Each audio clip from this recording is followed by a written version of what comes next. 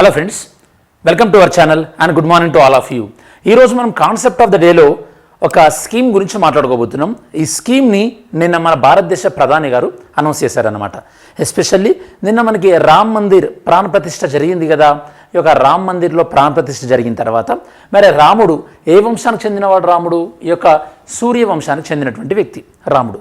కాబట్టి ఈ యొక్క సూర్యవంశ్ లేదా సూర్య అన్న పేరుతోని మన ప్రధాని గారు ఒక స్కీమ్ని అనౌన్స్ చేశారు. దాని పేరే ప్రైమ్ మినిస్టర్ యొక్క సూర్యోదయ యోజన. ప్రైమ్ మినిస్టర్ సూర్యోదయ యోజన. అసలు ఈ స్కీమ్ ఏందో చూద్దాం ఒకసారి. ఓకే, ప్రైమ్ మినిస్టర్ సూర్యోదయ యోజన. ఈ స్కీమ్ గురించి ఫర్దర్ డీటెయిల్స్ ఒకసారి మీకు ఎక్స్ప్లెయిన్ చేస్తాను. ప్రైమ్ మినిస్టర్ సూర్యోదయ యోజన నేమ్లోనే ఉంది. ఇది మనకి సూర్యోదయ యోజన, సన్ రిలేటెడ్ ఉంది. అంటే ఇది మనకు దేనికి సంబంధించింది? ఆబ్వియస్గా ఇది మనకి సోలార్ ఎనర్జీకి సంబంధించింది. మీరు గుర్తుపెట్టుకోవాలి, సోలార్ ఎనర్జీ అనగానే మనకి రెన్యూబుల్ ఎనర్జీ అని గుర్తు రావాలి. Renewable energy. మరి ప్రైమ్ మినిస్టర్ గారు ఈ యొక్క సోలార్ ఎనర్జీని ఏ విధంగా ప్రోత్సహించబోతున్నారట? ఈ యొక్క ప్రధానంగా మనకి ఈ స్కీమ్ ద్వారా ఏ విధంగా అంటే రూఫ్ టాప్, అంటే ఫర్ ఎగ్జాంపుల్ మీకు ఇక్కడ ఈజీగా అర్థం కావడానికి రూఫ్ టాప్ ప్యానెల్స్ ఈ విధంగా ఉంటాయి. మనము ఫిట్ చేసుకుంటే ఇంటిపైన ఇలా ఫిట్ చేసుకుంటాం అనమాట. రూఫ్ టాప్ సోలార్ ఎనర్జీని ఎంకరేజ్ చేయడానికి. అంటే చాలామందికి మనకి రూఫ్ పైన ప్లేస్ ఉంటుంది కదా మన ఇంటి పైన, అక్కడ మనకి ఈ సోలార్ ప్యానెల్స్ని ఎంకరేజ్ చేస్తారనమాట. సో ప్రైమ్ మినిస్టర్ గారు చెప్తున్నట్టుగా టార్గెట్ ఏ విధంగా ఉందంటే సుమారు ఒక 1 crore, ఒక మన భారతదేశం మొత్తం మీద 1 కోటి ఇళ్ల పైన ఈ యొక్క రూఫ్ టాప్ సోలార్ ప్యానెల్స్ని ఎంకరేజ్ చేయాలని చెప్పేసి. దానివల్ల ఏమవుతుంది? దానివల్ల వాళ్ళకి సంబంధించినటువంటి ఎలక్ట్రిసిటీ బిల్ అనేది తగ్గుతుంది. ఓవరాల్గా ఎలక్ట్రిసిటీ గ్రిడ్ పైన కూడా మనకి బర్డెన్ అనేది తగ్గుతుంది. దాని నుంచి మనం ఈ యొక్క ఎలక్ట్రిసిటీ మనం ఎక్కడి నుంచి ప్రొడక్షన్ చేస్తాం?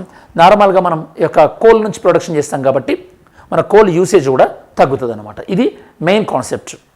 ఇక మనం గుర్తుపెట్టుకోవాల్సింది 1 crore సోలార్ ప్యానెల్స్, అంటే 1 crore హౌజెస్ పైన. ఓకే, సోలార్ ప్యానెల్స్ అని కాదు, హౌజెస్ పైన. ఈ పాయింట్ ఆఫ్ వ్యూ సరే. యాక్చువల్లీ మన భారతదేశం ప్రభుత్వం ఈ యొక్క సోలార్ ఎనర్జీని ఎంకరేజ్ చేయడానికి ఏమేమి చర్యలు తీసుకుంటుంది అని మీరు చూసినట్టయితే కనుక ఫస్ట్ ఆఫ్ ఆల్ ఈ యొక్క హౌజెస్, ఓకే, 1 by 1 డిస్కస్ చేద్దాం. హౌజెస్ అంటే ఇంటి పైకప్పు పైన సోలార్ ఎనర్జీని ప్రొడక్షన్ చేయడం కోసం అని చెప్పేసి మనం ఫస్ట్ తీసుకుంటుంది ఏంటంటే రూఫ్ టాప్ సోలార్ ప్యానెల్స్. ఇది ఫస్ట్ ఇనిషియేటివ్. ఇప్పుడు మనం మాట్లాడుకుంది 1 crore హౌస్ హోల్డ్స్, అంటే ఇళ్లపైన మనకి సోలార్ ప్యానెల్స్ అనుకుంటున్నాం కదా. ఇది ఫస్ట్ ఇనిషియేటివ్. ఇంకేమన్నా ఉన్నాయా అంటే ఎస్. ఇంకొకటి ఏంటంటే మనకి సోలార్ పార్క్స్ అని చెప్పేసి, అంటే సోలార్ పార్క్స్ దగ్గర డెడికేటెడ్గా మనకి యొక్క అరౌండ్ 500 మెగావాట్స్, ఒక 500 మెగావాట్స్ ఆఫ్ సోలార్ ఎనర్జీ డెడికేటెడ్గా ఈ యొక్క సోలార్ పార్క్స్లో మనకి ప్రొడక్షన్ చేస్తారనమాట. ఇది సోలార్ పార్క్స్ అనేటటువంటి ఇనిషియేటివ్. ఇంకా ఏమున్నాయి మనకి సోలార్ ఎనర్జీని ఎంకరేజ్ చేయడానికి కోసం అని చెప్పేసి మీరు చూస్తే మనకి ఫ్లోటింగ్ సోలార్ ప్లాంట్స్ అంటే మనకి ప్రాజెక్ట్స్ ఉంటాయి కదా. లైక్ ఇప్పుడు మనకి నాగార్జున సాగర్ కానీ లేదా శ్రీశైలం కానీ రిజర్వాయర్స్, పోలవరం ప్రాజెక్టు ఇట్లాంటివి. అంటే కాళేశ్వరం ఏమో మనకి చెక్ డ్యామ్స్, అదే మన కాళేశ్వరంలో మల్లన్న సాగర్ కానీ లేకపోతే రంగనాయక సాగర్ కానీ, అంటే ఏదైతే ఈ యొక్క ప్రాజెక్ట్ ఉంటుందో ప్రాజెక్ట్ వాటర్ పైన ఫ్లోటింగ్ సోలార్ ప్లాంట్. యాక్చువల్లీ తెలంగాణలో ఒక 100 మెగావాట్స్తోని ఒక floating solar plant already plan చేశారు. ఇందులో ఒక 20 మెగావాట్స్ ఎగ్జిక్యూటివ్ కూడా చేస్తుంది ఎన్టీపీసీ. మరి తెలంగాణలో ఆ యొక్క ఫ్లోటింగ్ సోలార్ ప్లాంట్ ఎక్కడుందో మీరు కమెంట్ సెక్షన్ ఇంక్లూడ్ చేయండి. ఇది మనకి సౌత్ ఇండియాలోనే మనం స్టార్ట్ చేసినప్పుడు highest, most probably second highest అవుతుంది కేరళ వాళ్ళది ఎగ్జిక్యూట్ చేసిన తర్వాత. ఇది సెకండ్. నెక్స్ట్ ఇంకా పథకాలు ఏమైనా ఉన్నాయా?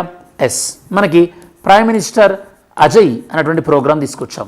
ఓకే, అజయ్ అంటే మనకి అటల్ జ్యోతి యోజన అని చెప్పేసి. అటల్ జ్యోతి యోజన మనకి ఏం చెప్తుంది? ఈ యొక్క అటల్ జ్యోతి యోజన దేనిపైన ఫోకస్ చేస్తున్నారు? అంటే సోలార్ స్ట్రీట్ లైటింగ్లో సోలార్ని ఎంకరేజ్ చేయడం కోసం, solar energy, solar street lighting encourage చేయడం కోసం అని చెప్పేసి ఇది ఒక స్కీమ్. ఇలా మనం గుర్తు తెచ్చుకుంటే కనుక సోలార్ ఎనర్జీకి సంబంధించి వివిధ రకాలైనటువంటి స్కీమ్స్ కూడా మీరు చూడవచ్చు. ఇంకొకటి మీరు గుర్తుంది ఏంటది? మనకి ప్రైమ్ మినిస్టర్ కుసుమ్. ఇదేంటంటే మనకి సోలార్ పంప్ సెట్స్ని మనకి ఎంకరేజ్ చేస్తుంది అనమాట.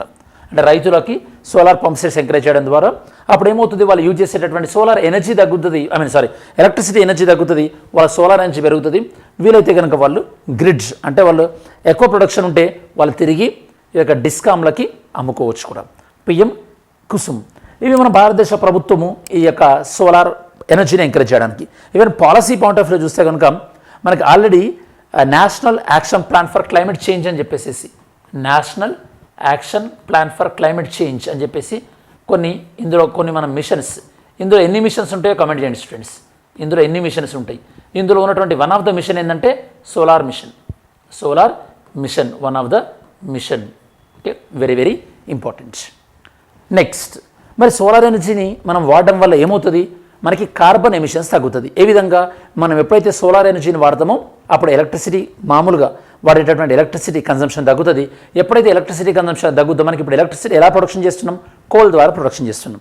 అప్పుడు యొక్క కార్బన్ ఎమిషన్స్ తగ్గుతుంది. అంటే సోలార్ ఎనర్జీ ద్వారా మనం ఎన్విరాన్మెంట్ ఫ్రెండ్లీగా ఎట్లా అవ్వచ్చు కూడా ఒకసారి డిస్కస్ చేద్దాం.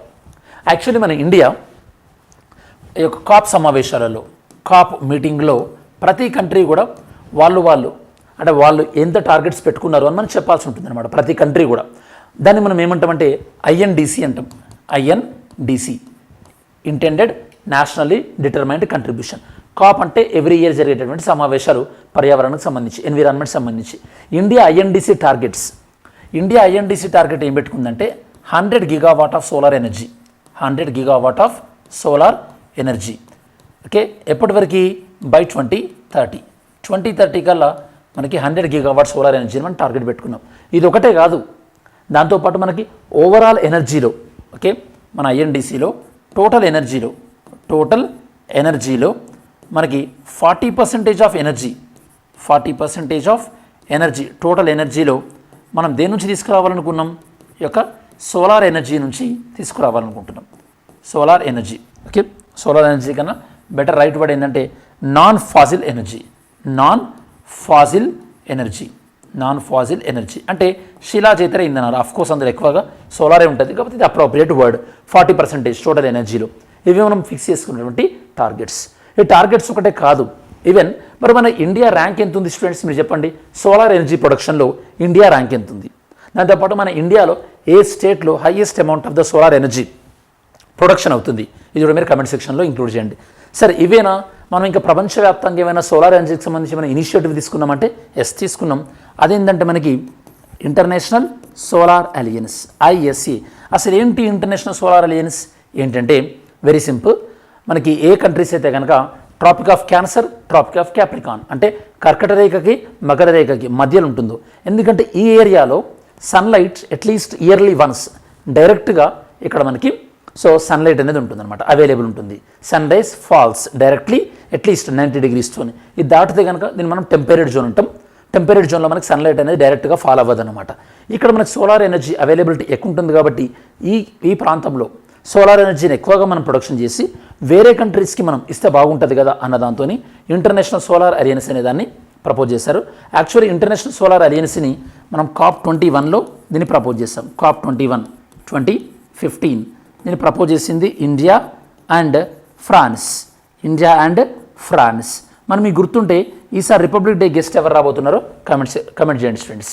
ఓకే, ఇండియా అండ్ ఫ్రాన్స్ 2 దేశాలు కూడా కలిసి ప్రతిపాదించాయి ఇంటర్నేషనల్ సోలార్ అలయన్స్. ఓకే, దీన్ని మనకి ఢిల్లీలో దీన్ని మనం 2018లో దీన్ని మనం లాంచ్ చేయడం జరిగింది. 2018 ఇప్పటి వరకు 175 crores కమిట్ చేశారు, అంటే వివిధ దేశాలు కంట్రిబ్యూట్ చేసే ఇంటర్నేషనల్ సోలార్ అలయన్స్ గురించి. సరే, ఇవి కాకుండా ఇంకేమన్నా ఉందా ఇంటర్నేషనల్ లెవెల్లో సోలార్కి సంబంధించి అంటే 1 sun 1 world 1 grids. ఇది యాక్చువల్లీ UPSCలో కూడా వచ్చినటువంటి క్వశ్చన్. ఇది కూడా సోలార్ ఎనర్జీని ప్రోత్సహించడానికి చేసినటువంటి ఈ యొక్క ఇనిషియేటివ్ అని చెప్పొచ్చు. అంటే వరల్డ్ లెవెల్లో మనం కవర్ చేసినాం. ఇండియా మనం ఎన్విరాన్మెంట్ పాయింట్ ఆఫ్ వ్యూలో సోలార్ ఎనర్జీ యొక్క కంట్రిబ్యూషన్ కూడా మనం కవర్ చేయడం జరిగింది. దాంతోపాటు సోలార్ ఎనర్జీకి సంబంధించినటువంటి వివిధ రకాలైనటువంటి స్కీమ్స్ను కూడా మనం కవర్ చేయడం జరిగింది. సో ఇలా మనం ఒకసారి ఏదైనా ఒక స్కీమ్ వచ్చినప్పుడు ఇలా క్విక్ రివిజన్ చేసుకున్నాం అనుకోండి, ఏ ఎగ్జామ్ అయినా కూడా మనకి ఈజీ ఉంటుంది. మీరు స్టాఫ్ సెలక్షన్ కమిషన్ నుండి UPSC వరకు ఏదైనా it will be very easy. ఇది మనకి ఓవరాల్గా ప్రధానమంత్రి సూర్యోదయ యోజనకు సంబంధించినటువంటి ఇన్ఫర్మేషన్. మరి ఈ వీడియో మీకు నచ్చింది అనుకుంటా.